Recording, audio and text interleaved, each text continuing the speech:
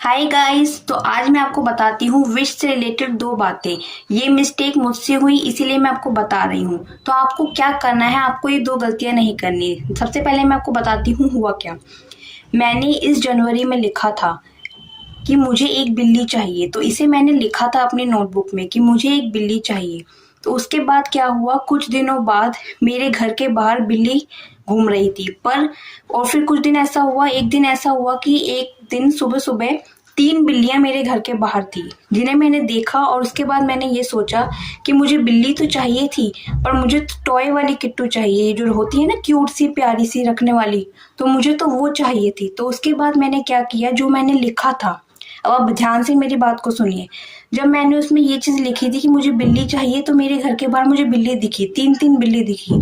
पर फिर उसके बाद मैंने अपने उस लिखे हुए को कट करके ये लिखा कि मुझे टॉय वाली बिल्ली चाहिए। तो जब मैंने उसे लिखा, तो उसके बाद उसे लिखने के 5 दिन बाद, यानी कि उसे लिखने के बाद अगले 5वें दिन मुझे टॉय वाली बिल्ली मिल गई।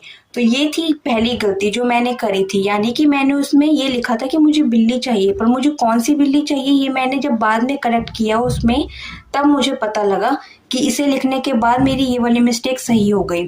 और उसके बाद सेकंड मैंने क्या किया, जब मेरे पास वो बिल्ली मैंने मैनिफेस्ट कर ली, यानी कि जब मेरे पास टॉय वाली किट्टू आ गई, उसके बाद मैंने ये बात सोची कि मैंने उसमें बिल्ली का कलर नहीं लिखा था।